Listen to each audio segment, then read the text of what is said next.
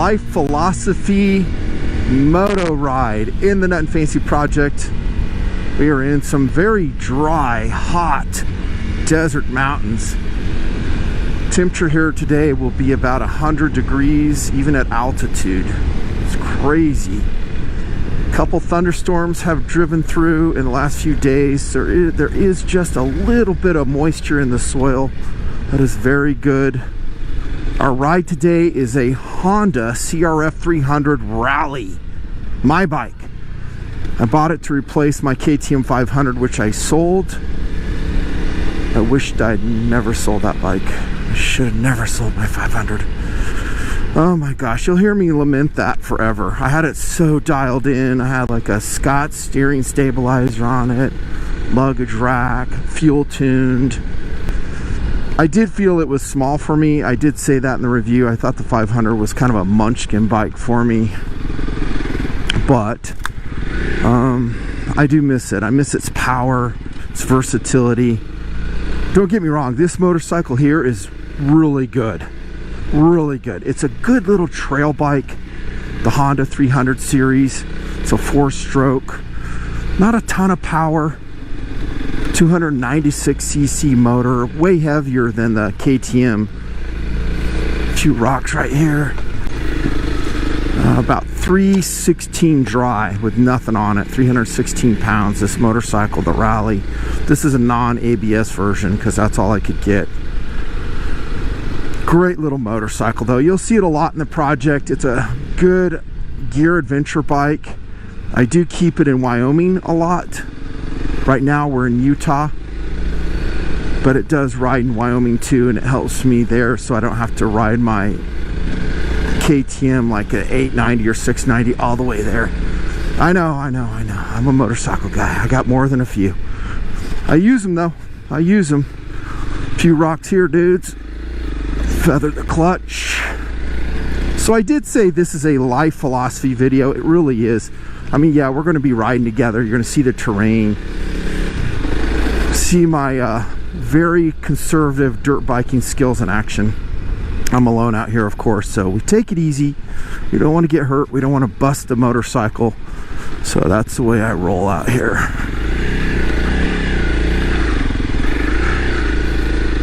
The theme for this ride is giving yourself confidence in life. Now, I don't know if you guys look at me this way or not, but you might look at old Nutnfancy and think that he's all put together, organized, hard worker, semi-successful. Maybe some of that's true. I don't know. But I didn't start off that way. I started out as a scared little kid, unsure of myself. I had goals, I had dreams. I kind of knew what I wanted to do. I knew I wanted to be a pilot early in life. My dad was an Air Force pilot, as you guys know. Career, 2 tours in Vietnam, OV-10s. Ended up getting killed in our family plane when I was, well, just, what was I, 20? I was young. I lost my dad early. And I felt like when I lost dad, I lost, well, I lost my foundation in life. I lost my biggest support and someone who I felt I could lean on for advice. My dad and I didn't always get along great. I'm not going to act like we were, you know, the ultimate father and son. We weren't. But we mostly did. And I always trusted my dad's advice. I knew he would never steer me the wrong way. And he always had my best interests at heart, even though maybe I didn't like what he had to say sometimes, just like maybe some of y'all's as dads. But I knew that losing dad meant I lost a lot, and it really took a chunk of my soul away, knowing that dad was gone and I couldn't confer with him and ask his advice and, you know, what should I do in this situation. Now, I wasn't like 8 years old when dad died. I was 20, so that means that I did have, what the hell is this, dude? Oh, they got that one part closed. Should I just run over this part? See if I can get over this. I'll try to get over this. I could open that gate right there. Come on, baby. Yeah, I might walk it over. Otherwise, I'm going to dump it. So I knew I could trust Dad, that he had my best interests at heart, like I said. Thinking, should I open that up instead? That's too much work. I don't want to work that hard. He said as he lifted his bike over a cattle guard. With Dad dead, though, I felt, well, I was on my own. I couldn't really turn to anybody. I hate to say it, but no one in my family that was left had my best interests at heart. Not my mom. She did not want me to be a pilot at all. She was not on board with it one little bit. I hope I don't screw this up, by the way. I think we got it. That back traction. See, this is a 50-inch trail for ATVs that we're on, and that's good and bad.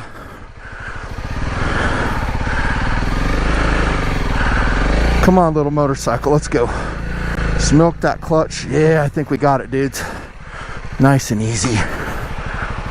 This bike's heavy. If you dump it, it's a pickup chore for sure. Look at this, dudes, we got it.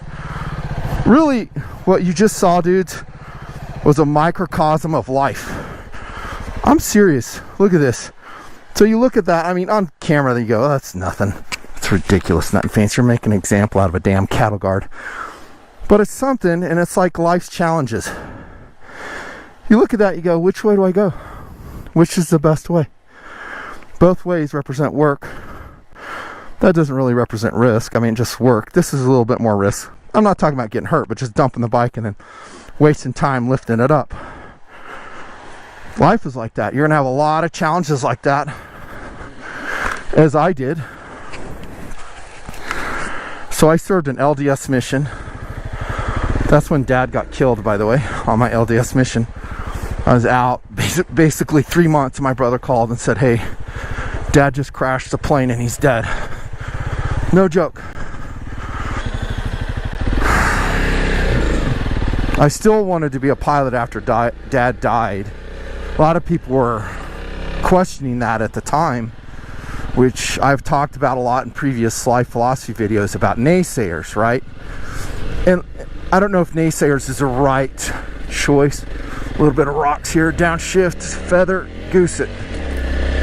See, not a ton of power, not KTM power for sure, but it's good enough.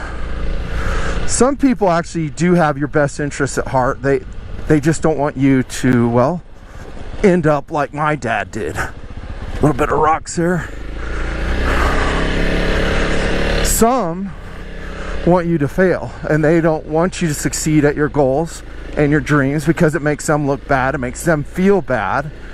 We won't really concentrate too much on that on this ride. We're going to concentrate on how you overcome your fears in life. So Dad's dead. I'm a young man. I have no support from my family, not my brother, not my sisters. I'm talking either monetary or emotional support, really. Zero. For what I wanted to do in life. I mean, I think they love me, you know, they wanted me to succeed, but they weren't like, oh dude, you can totally do this. You know, set that goal, go, go, go. Nobody was saying that. So maybe you young people feel this way, that you feel like you're all alone in life. You don't have a support structure. You really don't have anybody that you can confide in, that can really spur you on in your dreams. And like I mentioned earlier, that you can trust with really good advice, that they know you, they know your strengths, maybe they know your weaknesses, and you just trust them. And you know that, like my dad, they have your best interests at heart and they want you to succeed. Maybe you're just like that and you don't have that. The question is, how do you press on? What do you do? How do you go from there? What did you do, Nutnfancy?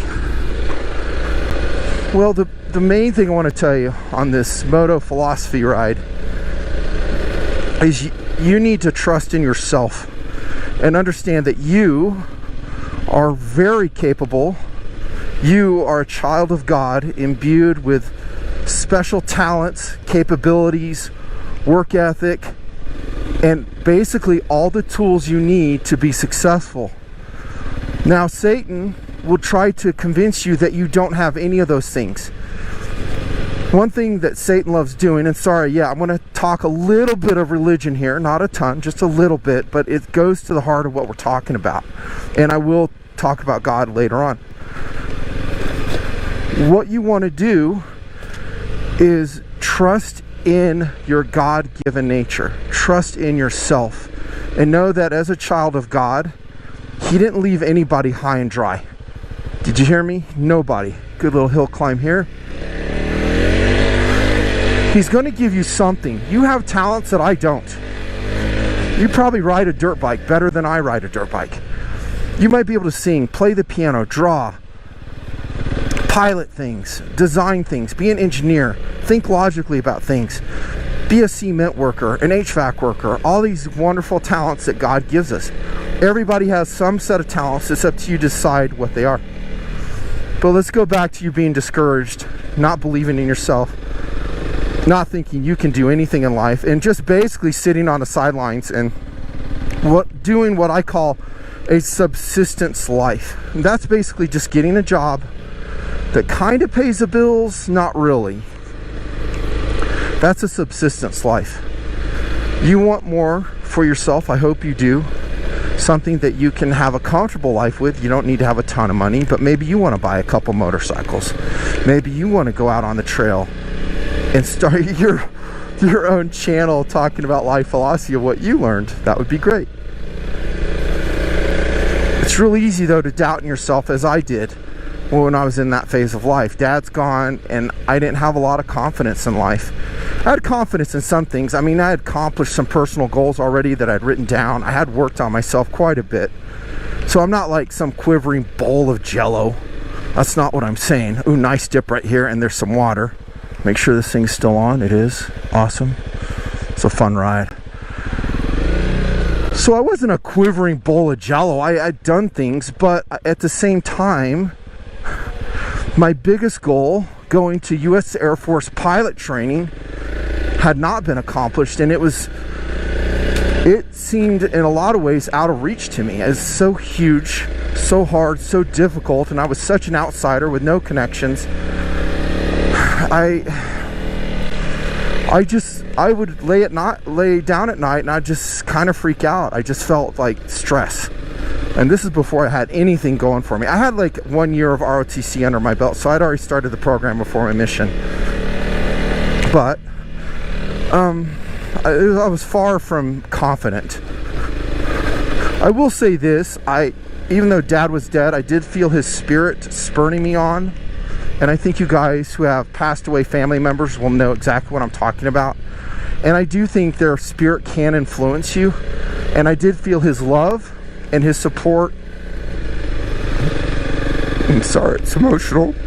And him believing in me from the other side. I did feel that. I also made a partnership with God, and that's one thing I'm really going to sell to you guys on this ride, well, in life. And you got to have God as your partner. It's one thing to work hard, and I do want you to work hard, but I want you also to know that somehow, some way, you're going to fall short, and you want your Father in heaven to make up the difference. So whatever you fall short in, maybe he can just pick you up and carry you to the finish line, as he's done with me multiple times in my life. And he has done exactly that. That I was exhausted as I went through college, took huge credit loads, worked my butt off, trying to get good grades so I get my pilot slot out of the university. And I'd lay awake at night just scared. I was like, am I doing this right? Am I going to get this? I did know this, even though I was unsure of myself in a lot of ways, scared. I was working, and that's another thing. You want that fear to spur you into motion. That's, I guess, one quality I have that is good, is that as I got scared as a young person that, will I have money in life, will I have a career in life, it spurred me into activity, forward motion, where my feet are moving on the ground. Some people aren't like that. They will get discouraged, they won't believe in themselves, and they do quite the opposite. Freaking Mike. What they'll do is they kind of quit early in life. They look and go, well, that's so difficult, freak, that I can't do that. See, you're going to get hit rocky patches in the road again. Nutnfancy, I love your life examples as you're writing. Well, it is a direct correlation, isn't it? This is like the trail of life in this portion. It gets easier as we go on, by the way. But this is kind of like the trail of life. I mean, there's rocky portions. There's times you got to slow down, navigate, decide which way you're going. But some guys will just quit early. They'll go, you know, I can't do this. I'm not even going to try. I'm just going to, well, live a subsistence life. I'll tell people that I have dreams. I'll tell them about my dreams, but I'm really not going to do too much about it. I got to fix this mic. It's popping out all the time.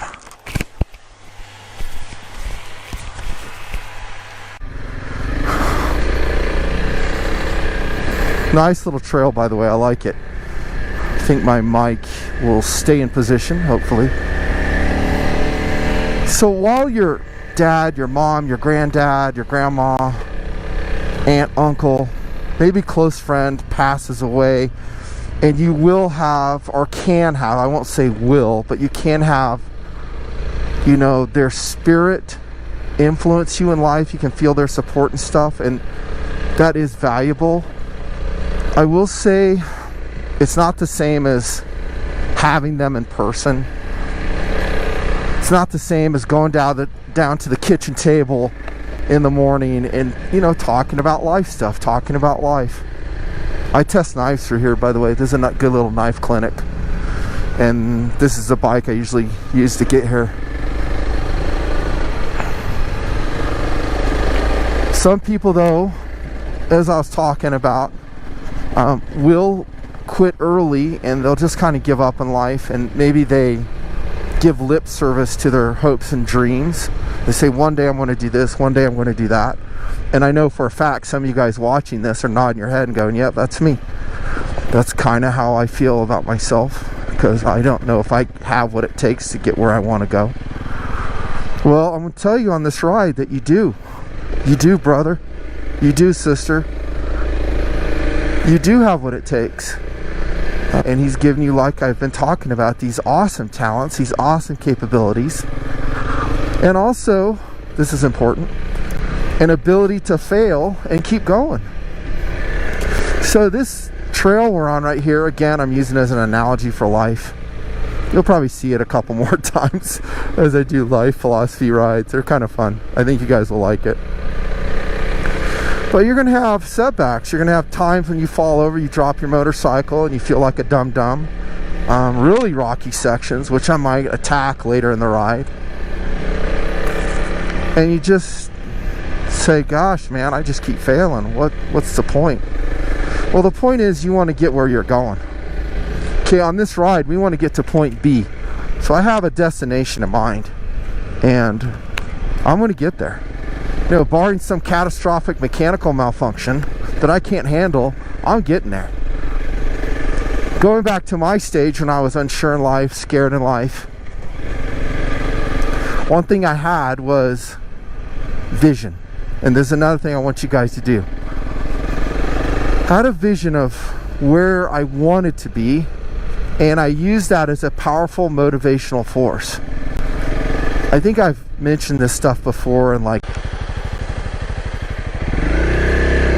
camera shut off for some reason, but it bears repeating, is that personal vision that you have in your mind of yourself is going to be you in the future. I want to repeat that whatever you have in your mind,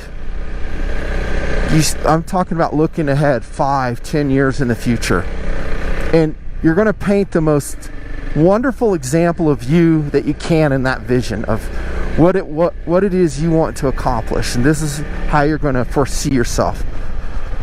Okay, some cows. That is going to be your guiding force in life.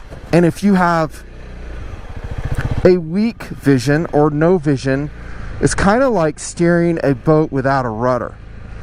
So you need to cultivate one, dudette. You need to cultivate that powerful mental image of your success, and that will spur you on. I always did have that, I will say that. So even in my darkest days and failures in school, other things in life, as I attempted to get towards my U.S. Air Force pilot goal, because that's what I had in mind at the time, I had in my mind of me in a G suit climbing into Dad's T-38, which he named. My dad named it. Larry named the T-38 Talon. And me putting on my helmet. I'm alone. I'm not flying with an instructor. It's my jet. I've signed it out. I can do whatever I want with it. I'm rolling, doing aileron rolls, burner climbs, close pull-ups in the pattern, flying at Mach 1 plus. I would go to sleep at night, and that's what I saw in my mind. And when I'm doing this, I'm just a student in college. I've got no guarantees of anything. And if you guys don't know, at the time I went through pilot training, if you went through ROTC, that definitely did not mean you're going to be a pilot. It didn't guarantee you anything. It might guarantee you becoming an officer in the Air Force. I did start out in the Army. That was in high school. Then I switched over because I knew I wanted to fly. The Navy tried to recruit me for their submarine program in high school from the ASFAB. I said, no thank you. I want to fly. Again, there's that goal I'm talking about. I was kind of laser beam focused on my goal. Don't get distracted on where you're going, because people are going to try to sway you. But as I'd go to sleep at night, that's what I'd see. Guess what I put on my walls? Pictures of jets. Pictures of Dad in his G suit with his helmet standing in front of his T-38. And that was my motivational force. That was my mental vision for that phase of life. That's what you need to do. You need to have or develop that mental vision. Let's say you want to be a lawyer. Develop the mental image of the perfect lawyer lifestyle. Do you own your own firm? Are you working for someone else? There are benefits to that, by the way, where you don't have to run your own business and all the hassles associated. Do you want to be a doctor? Do you want to be an underwater deep sea diver? Do you want to be a rock star? Do you want to be a professional motorcycle racer? Do you want to be an esthetician? Sky's the limit, dude. And you need to dream appropriately. Just know there's a price attached. And do your research as I've talked about. Figure out how you're going to get there. The tickets that must be paid for you to get to that position. But what we're focusing on now is that mental image. Make sure this is still going. This thing turns off on me sometimes. Good, it's going. I've done these vlogs before and I look down, I've been talking for 20 minutes, the damn camera's off. Oh my gosh, what a loss. Freaking GoPros. I love and hate them at the same time.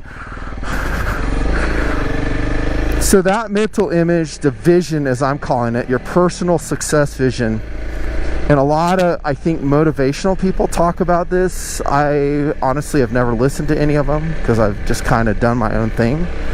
But truth is truth, and it will intersect frequently. So you're going to hear similar things from, I don't know, Tony Robbins or whoever. I'm pretty sure. And that's what's going to spur you on. Let's talk about those failures again. So maybe in college, like me, you're going to hit a really hard class that is just really kicking your butt, and you just you go, I don't know if I can do this. Mine was college calculus. I had a real hard time with it. I mean, and it was a weed out class. At the time, I was going for manufacturing, engineering, technology. That was my major focus. And a little bit of rock through here, dude. These tires are not too bad, actually. These are the stock tires. They're not bad. They're fine. I got them to full inflation. I didn't deflate them because I don't want to get a pinch flat or bend the rims, as I often do. Calculus was difficult. You know my buddy Shane that I rode with up in Hood River, Oregon on the KTM 500? The one that hit the deer, and I went down with him? That's Shane. So he and I did college calculus together. And I'll say with him, that was the first time in college I had any support. Because I had a buddy, really good friend, still friends to this day. I actually took a picture of this motorcycle just a minute ago, and I want to send it to him. Might be my thumbnail for the ride. And we were suffering through this very difficult class together. And I think, did I have to take that class twice? No, I don't think I took it twice, but I think I got a C+ out of it, and I was glad to have it. There's a 50-inch gate right there. I was glad to have it. We were working too. We were not messing around. We're working in that class, doing the best we can to understand everything, get all the work done, turn assignments in on time, everything. So you're gonna have things like that. You're gonna have a college calculus, and maybe for you math comes really easy and you have no problems with it. Maybe it doesn't. Maybe it might be a physics class, a statistics class, a welding class. But if I wouldn't consider actually that as a failure so much. Come on, baby, let's go. The C+ for me though was kind of a slap in the face, because I was used to doing really good in classes, like at least a B+, usually an A- or an A, because I worked very hard. Again, I'm working scared. I'm doing the best I can to put the odds in my favor. Did you hear that?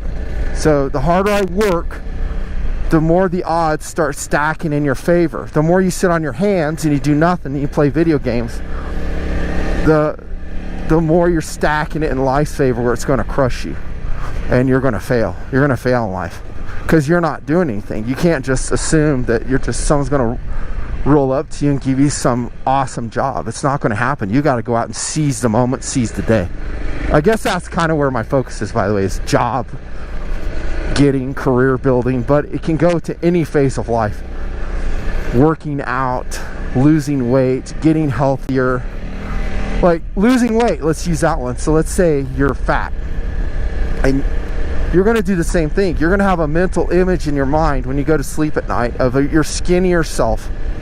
And you're going to picture yourself being active, walking, hiking, riding motorcycles, doing the stuff I attempt to model, although I'm not exactly skinny anymore.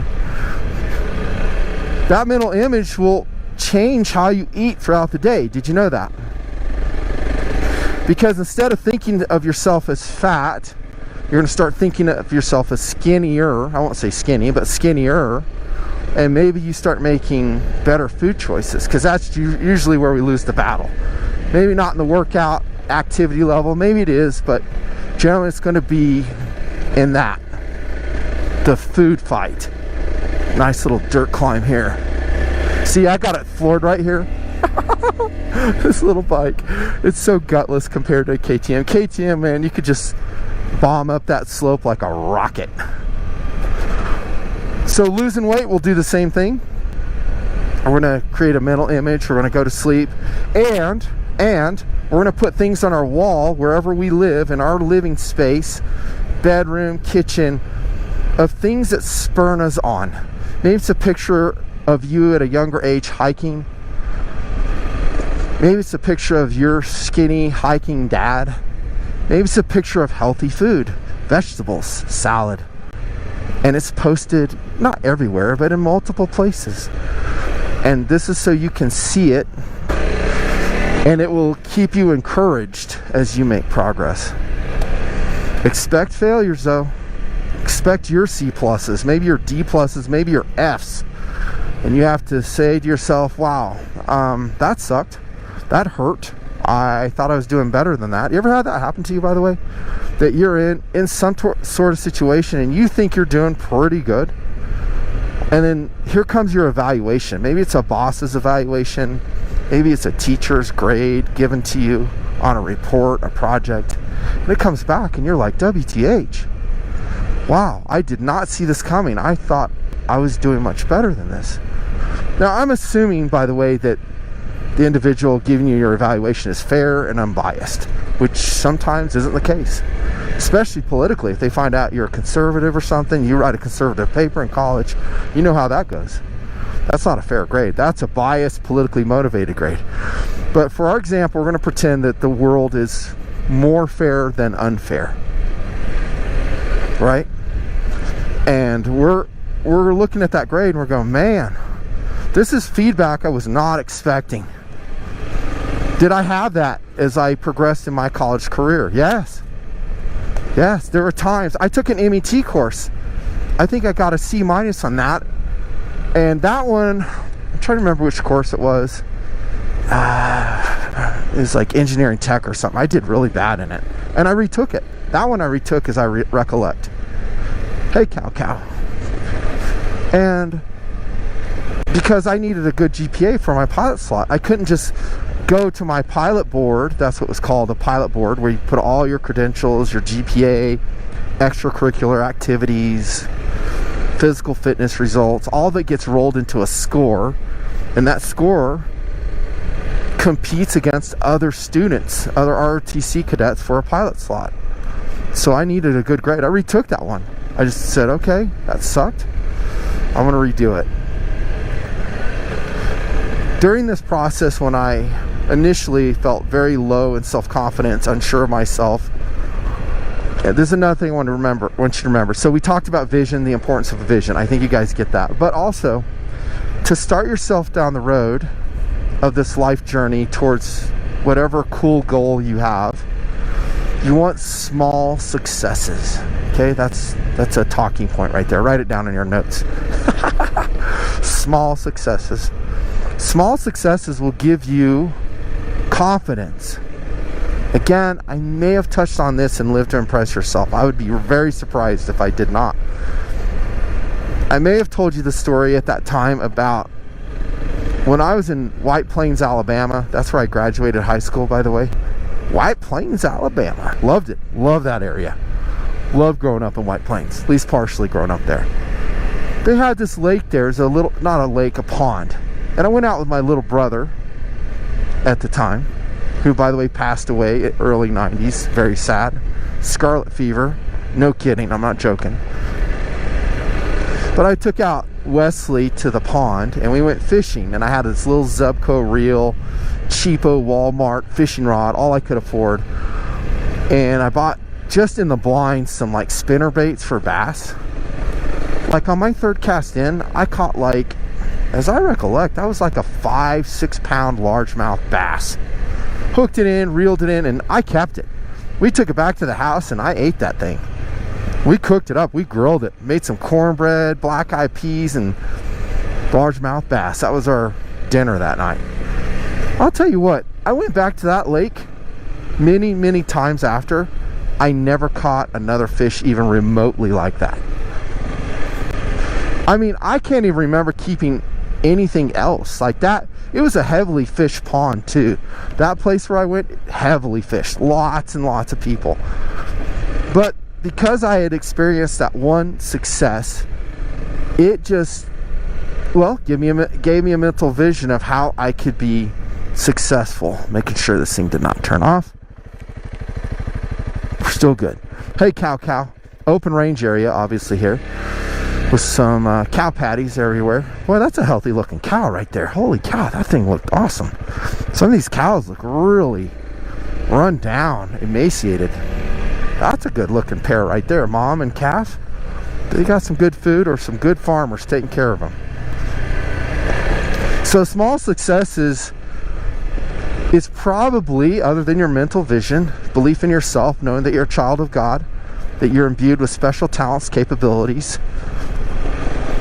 Small successes is how you're going to start overcoming that fear, because you're going to catch your largemouth bass and you're going to say, hey, I don't have anybody else supporting me in this journey, but you know what?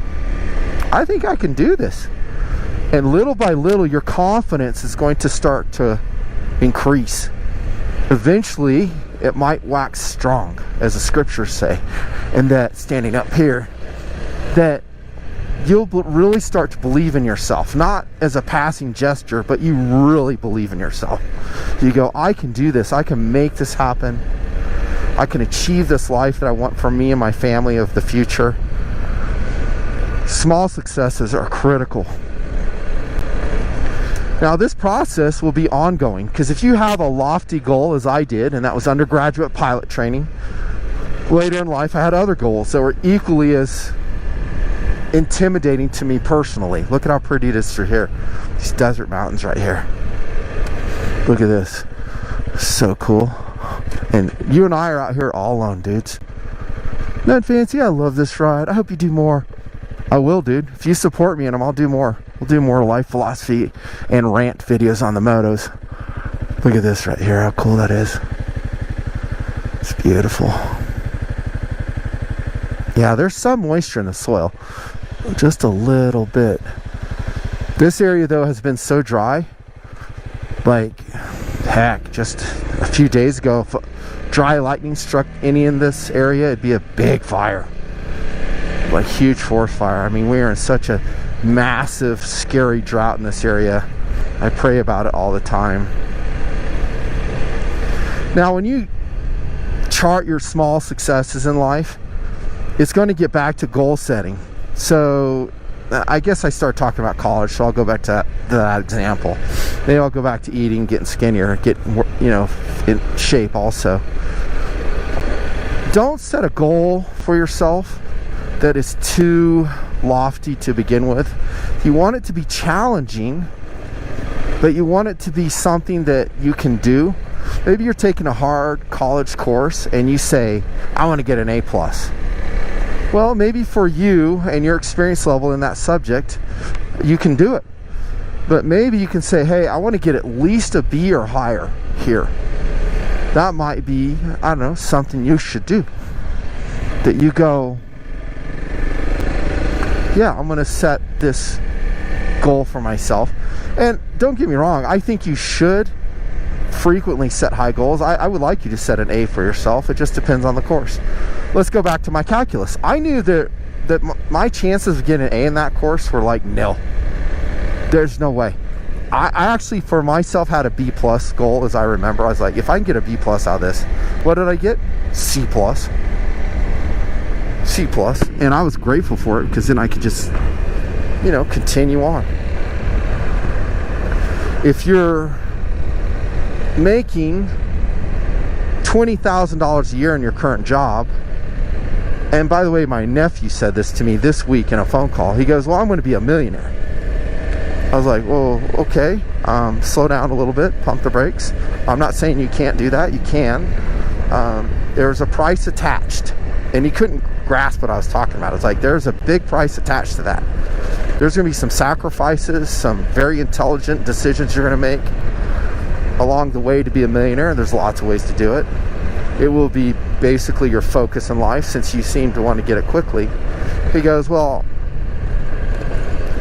I mean, I'm just going to do it with knowledge. I was like, okay, maybe that's part of the equation to making $1 million, no doubt. But the main thing you would need, and I'm talking like probably 60 hours a week minimum, is work ethic. And then I started selling him on the trades, and guess what? He's making currently $20,000 a year right now. He lives in a busted up apartment complex, plays video games a lot. I mean a lot. And he only works part-time at a good place. He has a good job. And both Paul, who's my brother who died last year, I know, lots of tragedy in my life, got killed in the Honda Talon on the sand dunes in Oregon last July. Sad, sad, sad. We won't go there on this ride. And I go, okay.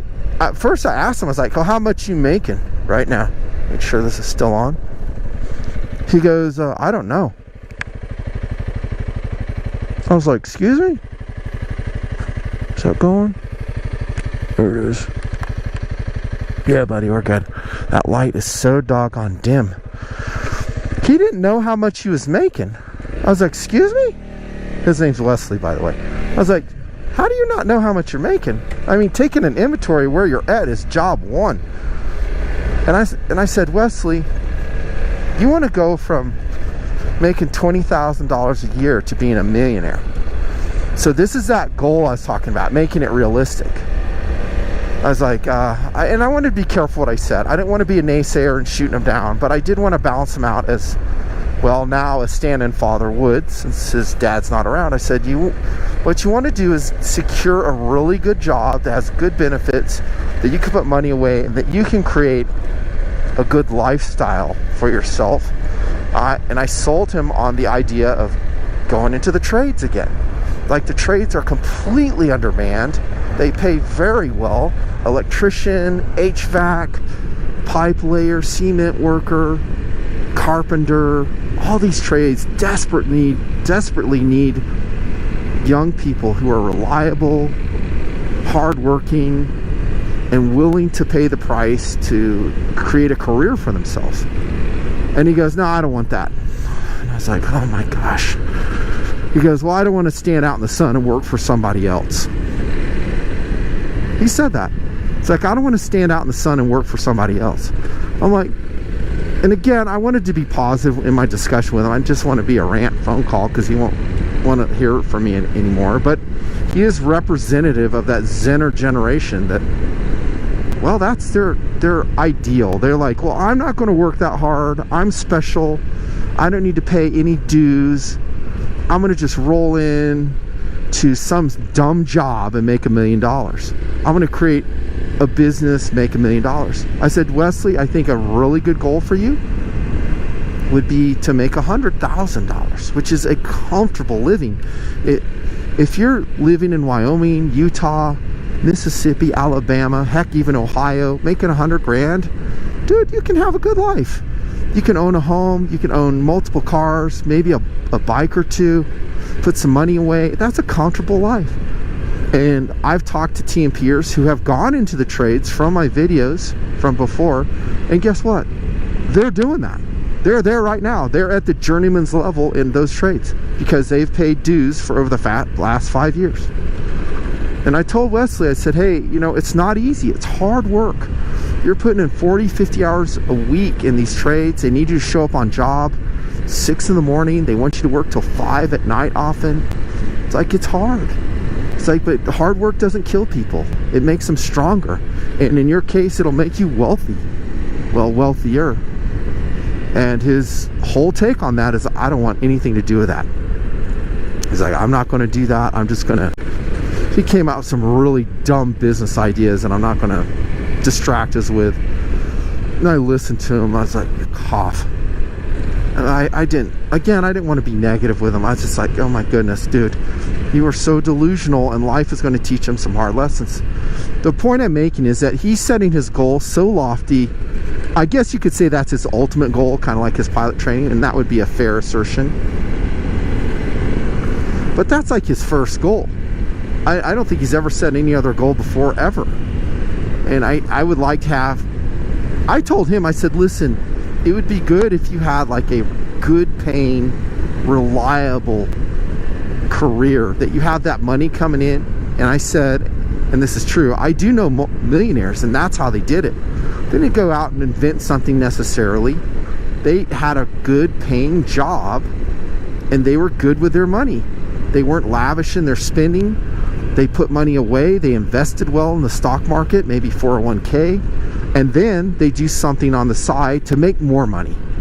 I know several millionaires that have done that. Charles New is one of them. He's in my Patreon clubhouse. Charles New is a great example. You may see him in the comments. That guy is amazing.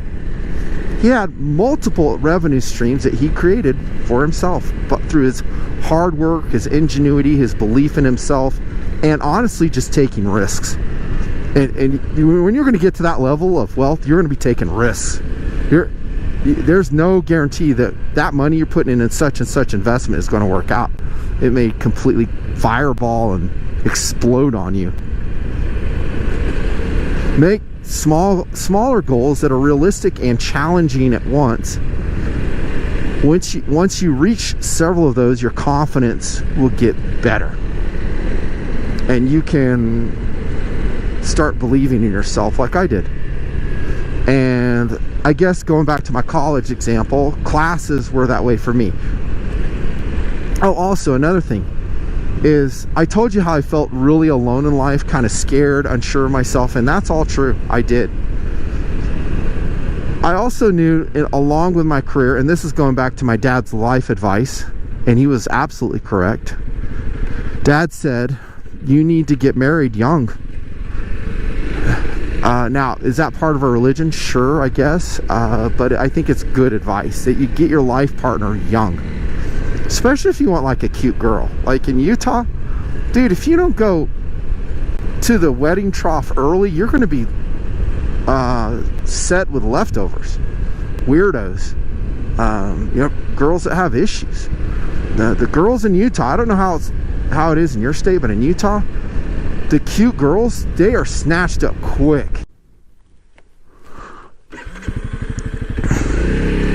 Damn it. Damn GoPro shut off again. I don't know where I was. Ah, my goodness. And no, you can't hear it beep. Goodness gracious. Son of a bitch.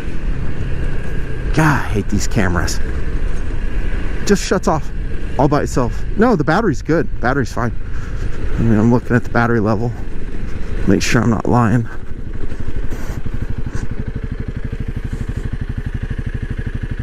Yeah, battery's level's good. Oh my gosh, what was I talking about?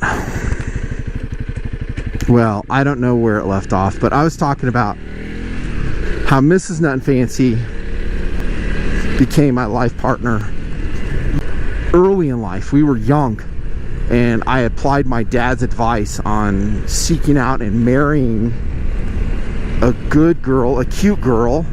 And as I was discussing back there on the trail, early enough in my life and early enough in her life where we can find each other. Because in Utah, the young, cute girls are taken very quickly. Very quickly. I'm saying like by age 18, 19, 20, a lot of the cute ones, well, look at Miss Nutnfancy. She was 20 when she married me. They're getting married, dude. I don't know how it is in your state, but in our state, that's how it is. At 20 years old, marriage.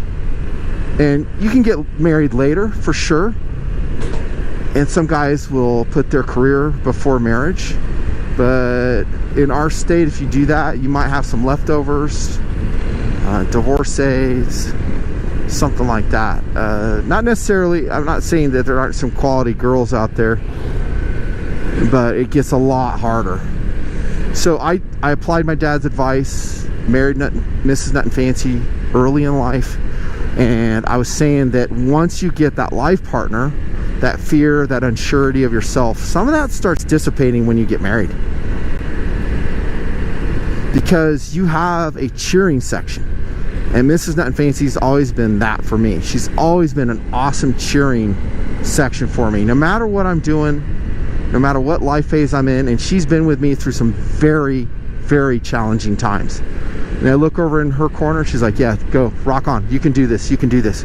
You got it, you got it. I totally believe in you. That's huge. That is so huge to have that. And so I was blessed to get that early in my life, and it did a lot to alleviate, well, my stress levels to a large degree. I think I might putt up here for a little bit. This is kind of a technical canyon. I don't think I'm going to go up very far in it because I always get bogged down. I mean, it is gnarly. I'm not doing it alone.